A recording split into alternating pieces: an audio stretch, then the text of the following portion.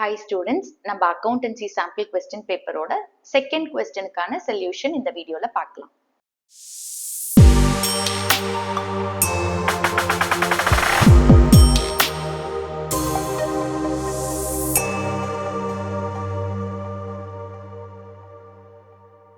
Second question, assertion reasoning type question கொடுத்திருக்காங்க. Assertion வந்து partners current accounts are open when the capital are fluctuating, and reasoning in case of fixed capitals all the transactions other than capital are done through current account of the partner.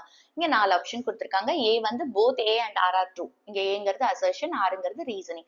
Both A and R are true and R is the correct explanation of A. B, both A and R are true but R is not the correct explanation of A. C, A is true but R is false, and D, A is false but R is true. Okay. So இப்போ நம்ம இந்த 4 ஆப்ஷன்ல எது கரெக்ட்னு பார்க்கணும். இங்க என்ன question கொடுத்திருக்காங்க? Capital accounts பத்தி கொடுத்திருக்காங்க. Fluctuating capital, fixed capital. First அதோட கான்செப்ட் என்னன்னு பார்த்துட்டு அதுக்கப்புறமா இதை அனலைஸ் பண்ணுவோம். கொஸ்டின்ல நம்மளுக்கு பார்ட்னர்ஸ் கேபிட்டல் அக்கவுண்ட் பத்தி கொடுத்ததுனால ஃபர்ஸ்ட் இதோட கான்செப்டை பார்க்கலாம். பார்ட்னர்ஸ் வந்து அவங்களோட கேபிட்டல் அக்கவுண்ட்டை ரெண்டு மெத்தட்ல மெயின்டைன் பண்ணலாம். ஒன்னு வந்து ஃப்ளக்சுவேட்டிங் கேபிட்டல் மெத்தட், இன்னொன்னு ஃபிக்ஸட் கேபிட்டல் மெத்தட். எந்த மெத்தட் வேணாலும் அவங்க ஃபாலோ பண்ணலாம். ஃபர்ஸ்ட் நம்ம ஃப்ளக்சுவேட்டிங் கேபிட்டல் மெத்தட் பார்க்கலாம். நம்மளுக்கு கொஸ்டின்ல வந்து அவங்க என்ன கேபிட்டல் மெத்தட் ஃபாலோ பண்றாங்க அப்படின்னு கொடுக்கலன்னா நம்ம என்னன்னு அசியூம் பண்ணிக்கணும்? அவங்க வந்து ஃப்ளக்சுவேட்டிங் கேபிட்டல் மெத்தட் ஃபாலோ பண்றாங்க அசியூம் பண்ணிக்கணும். அண்ட் இந்த ஃப்ளக்சுவேட்டிங் கேபிட்டல் மெத்தட்ல ஒரே ஒரு அக்கௌண்ட் தான் ஓபன் பண்ணுவோம். அது பார்ட்னர்ஸ் கேபிட்டல் அக்கௌண்ட். ஓகே, இந்த பார்ட்னர்ஸ் கேபிட்டல் அக்கௌண்ட்ல இது லெட்ஜர் அக்கௌண்ட்ங்கிறதுனால நம்மளுக்கு டெபிட் சைட் கிரெடிட் சைடு வரும். லெஃப்ட்ல டெபிட், ரைட் சைட்ல கிரெடிட்.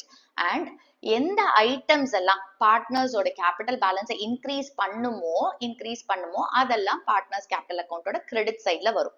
எந்த ஐட்டம்ஸ் எல்லாம் பார்ட்னர்ஸ் கேபிட்டல் பேலன்ஸை டிக்ரீஸ் பண்ணுது அதெல்லாம் டெபிட் சைட்ல வரும்.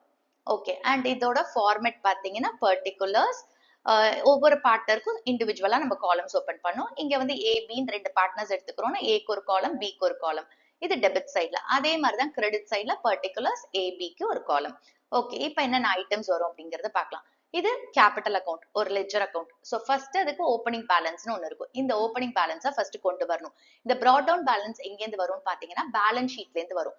சப்போஸ் நம்மளுக்கு பார்ட்னர்ஸ் கேபிட்டல் பேலன்ஸ் வந்து லயபிலிட்டி சைட்ல கொடுத்திருந்தா பார்ட்னர்ஸ் கேபிட்டல் அக்கௌண்டோட கிரெடிட் சைட்ல பை பேலன்ஸ் பிராட் டவுன் எழுதுங்க.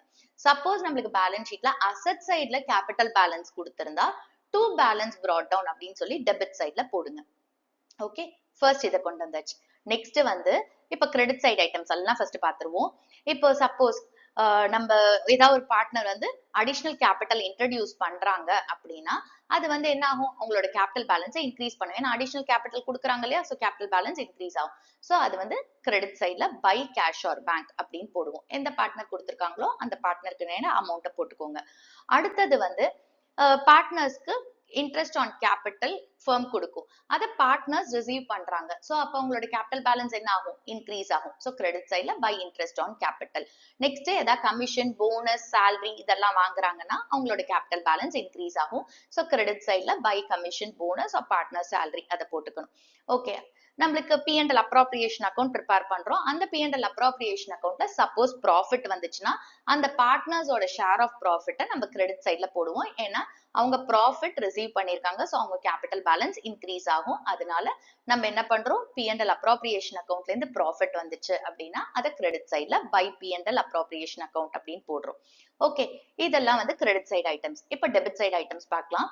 டெபிட் சைட்ல சப்போஸ் ஒரு பார்ட்னர் வந்து கேபிட்டல்ல இருந்து டிராயிங்ஸ் வித்ட்ரா பண்றாங்க அப்படிங்கும் போது அவங்களோட கேபிட்டல்ல இருந்து டிராயிங்ஸை வித்ட்ரா பண்றாங்க. டிராயிங்ஸ்ங்கிறது பர்சனல் யூஸ்க்காக எடுக்கிறாங்க.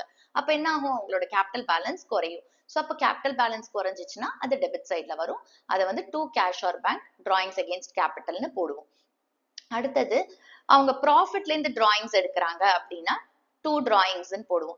இது வந்து நம்மளுக்கு கொஸ்டின்ல கிளியரா சொல்லிடுவாங்க. டிராயிங்ஸ் அகேன்ஸ்ட் கேபிட்டல் அப்படின்னா அது கிளியரா மென்ஷன் பண்ணிடுவாங்க. வெறும் டிராயிங்ஸ்ன்னு கொடுத்தா அது டிராயிங்ஸ் அகேன்ஸ்ட் ப்ராஃபிட்னு அர்த்தம். ஓகே, ஸோ டிராயிங்ஸ்ங்கும் போது அவங்களோட கேபிட்டல் பேலன்ஸ் குறையுது. அதனால நம்ம டெபிட் சைட்ல போடுறோம். அடுத்தது இந்த டிராயிங்ஸ்க்கு அவங்க என்ன பண்ணும்? ஃபர்முக்கு இன்ட்ரெஸ்ட் பே பண்ணும். ஸோ அப்ப இவங்க பே பண்றாங்க, பார்ட்னர்ஸ் பே பண்றாங்க. அப்ப அவங்க கேபிட்டல் பேலன்ஸ் என்ன ஆகும்? டிக்ரீஸ் ஆயிரும். ஸோ அதனால அவங்களோட கேபிட்டல் அக்கௌண்டோட டெபிட் சைட்ல டூ இன்ட்ரெஸ்ட் ஆன் டிராயிங்ஸ் போடுறோம். அதே மாதிரி சப்போஸ் நம்மளுக்கு வந்து P&L அப்ராப்ரியேஷன் அக்கௌண்ட்ல லாஸ் வந்துருந்துச்சு அப்படின்னா அந்த பார்ட்னர்ஸோட ஷேர் ஆஃப் லாஸை நம்ம கேபிட்டல் அக்கௌண்ட்ல டெபிட் சைட்ல போடுவோம். ஏன்னா லாஸ் வந்து அவங்களோட கேபிட்டல் பேலன்ஸை குறைக்கும். அதனால டெபிட் சைட்ல போடுறோம். To P&L appropriation account loss. Okay, இவ்வளவுதான் ஐட்டம்ஸ். இப்ப என்ன பண்றோம், நம்ம ரெண்டு சைடையும் டேலி பண்ணும். இப்ப வந்து கிரெடிட் சைட் டோட்டலை போட்டுட்டு நம்மளுக்கு டெபிட் சைட்ல பேலன்சிங் ஃபிகர் வந்தா டு பேலன்ஸ் கேரி டவுன் எழுதுவோம். சப்போஸ் டெபிட் சைட் டோட்டல் ஜாஸ்தியா இருந்து கிரெடிட் சைட் டோட்டல் கம்மியா இருந்துச்சுன்னா by balance carry down credit சைட்ல போடுவோம். இதுதான் ஃபிளக்சுவேட்டிங் கேபிட்டல் மெத்தட். இதுல நம்ம ஒரே ஒரு கேபிட்டல் அக்கௌண்ட் தான் மெயின்டைன் பண்றோம். ஓகேவா? இந்த அக்கௌண்ட்டுக்குள்ளேயே எல்லா ஐட்டம்ஸும் வந்துரும். நெக்ஸ்ட் நம்ம பிக்ஸட் கேபிட்டல் மெத்தடோட ஃபார்மேட் பார்க்கலாம். பிக்ஸட் கேபிட்டல் மெத்தட்ல ரெண்டு அக்கௌண்ட் மெயின்டைன் பண்றோம். ஒன்னு வந்து பார்ட்னர்ஸ் கேபிட்டல் அக்கௌண்ட், இன்னொன்னு பார்ட்னர்ஸ் கரண்ட் அக்கௌண்ட். ரெண்டு அக்கௌண்ட் வரும். பிளக்சுவேட்டிங் கேபிட்டல் மெத்தட்ல ஒரே ஒரு அக்கௌண்ட் தான் பார்ட்னர்ஸ் கேபிட்டல் அக்கௌண்ட், அதுலயே எல்லா ஐட்டம்ஸும் வரும். பட் பிக்ஸட் கேபிட்டல் மெத்தட்ல ரெண்டு அக்கௌண்ட், ஒன்னு பார்ட்னர்ஸ் கேபிட்டல் அக்கௌண்ட், இன்னொன்னு பார்ட்னர்ஸ் கரண்ட் அக்கௌண்ட். அண்ட் இங்கேயும் பாருங்க காலம்ஸ் ரெண்டுத்துக்குமே சேம் தான். அங்க என்ன பார்த்தோமோ அதே காலம்ஸ் தான். பர்டிகுலர்ஸ் ஒவ்வொரு பார்ட்னருக்கும் இண்டிவிஜுவலா காலம்ஸ் ஓபன் பண்றோம். அண்ட் இங்கேயும் லாஜிக்கும் சேம். இப்ப எந்த ஐட்டம்ஸ் எல்லாம் பார்ட்னர்ஸோட கேபிட்டல் பேலன்ஸ் இன்க்ரீஸ் பண்ணுதோ அதெல்லாம் கிரெடிட் சைடு. ஓகே, எதெல்லாம் பார்ட்னர்ஸோட கேபிட்டல் பேலன்ஸை டிக்ரீஸ் பண்ணுதோ அதெல்லாம் டெபிட் சைடு. இதே லாஜிக் தான். இப்ப ஐட்டம்ஸ் என்னென்னங்கிறத பார்க்கலாம். இப்ப பார்ட்னர்ஸ் கேபிட்டல் அக்கௌண்ட்ல வெறும் கேபிட்டலுக்கு ரிலேட்டடா இருக்கிற ஐட்டம்ஸ் தான் போஸ்ட் பண்ணுவோம். ஃபர்ஸ்ட் என்ன செய்யறோம், brought down பேலன்ஸ். இது எங்கேருந்து வரும், பேலன்ஸ் ஷீட்ல லயபிலிட்டி சைட்ல கொடுத்திருந்தா கிரெடிட் சைட்ல போடுங்க. Okay, by balance brought down. இது ஃபர்ஸ்ட் ஸ்டெப். நெக்ஸ்ட் வந்து நம்மளுக்கு அடிஷனல் கேபிட்டல் இன்ட்ரடியூஸ் பண்ணிருக்காங்க அப்படின்னு கொடுத்திருக்காங்கன்னா கேபிட்டல் பத்தி தான் நீங்க பேசுறோம். சோ இங்கேயும் அடிஷனல் கேபிட்டல் பத்தி சொல்றதுனால அடிஷனல் கேபிட்டல் என்ன பண்ணும், அவங்களோட கேபிட்டல் பேலன்ஸ் இன்க்ரீஸ் பண்ணும். சோ கிரெடிட் சைட்ல பை கேஷ் ஆர் பேங்க்னு போடணும். சப்போஸ் டிராயிங்ஸ் அகேன்ஸ்ட் கேபிட்டலுக்கு அகேன்ஸ்டா வித்ட்ரா பண்ணிருக்காங்க அப்படின்னு கொடுத்திருக்காங்கன்னா அது டெபிட் சைட்ல வரும். ஏன்னா அது கேபிட்டல் பேலன்ஸை டிக்ரீஸ் பண்ணும். டு கேஷ் ஆர் பேங்க்னு போடுவோம். இந்த ஐட்டம்ஸ் மட்டும் தான் வரும். இப்ப அக்கௌண்ட்டை நீங்க க்ளோஸ் பண்ணும். சோ டோட்டல் போடுங்க. கிரெடிட் சைட் டோட்டல் நம்மளுக்கு ஜாஸ்தியா இருந்துச்சுன்னா நம்மளுக்கு டு பேலன்ஸ் கேரி டவுன் அப்படின்னு டெபிட் சைட்ல பேலன்சிங் ஃபிகர் வரும். அடுத்தது partners current account. Again partners current அக்கௌண்ட்ல நம்மளுக்கு ஃபர்ஸ்ட் வந்து brought down பேலன்ஸ் போடணும். இது என்ன பேலன்ஸ் அப்படின்னு பாத்தீங்கன்னா பார்ட்னரோட நேம் கொடுத்து கரண்ட் அக்கௌண்ட் பேலன்ஸ்னே கொடுத்திருப்பாங்க. ஏஸ் கரண்ட் அக்கௌண்ட், பிஸ் கரண்ட் அக்கௌண்ட் அப்படி கொடுத்திருப்பாங்க. அது இருக்கும்போது அதை இங்க ஓபன் பண்ணுங்க. ஓகே, brought down பேலன்ஸா டிரான்ஸ்ஃபர் பண்ணுங்க. சப்போஸ் கரண்ட் அக்கௌண்ட் பேலன்ஸே கொடுக்கல, ஏஸ் கரண்ட் அக்கௌண்ட், பிஸ் கரண்ட் அக்கௌண்ட்ங்கிறது பேலன்ஸ் ஷீட்ல மிஸ் ஆகுதுன்னா அதை நீங்க போடவே வேண்டாம். ஓகேவா? சோ அது கொடுத்திருந்தா லயபிலிட்டி சைட்ல ஏஸ் கரண்ட் அக்கௌண்ட், பிஸ் கரண்ட் அக்கௌண்ட்னு கொடுத்தா பார்ட்னர்ஸ் கரண்ட் அக்கௌண்ட்ல கிரெடிட் சைட்ல பை பேலன்ஸ் brought down போடுங்க.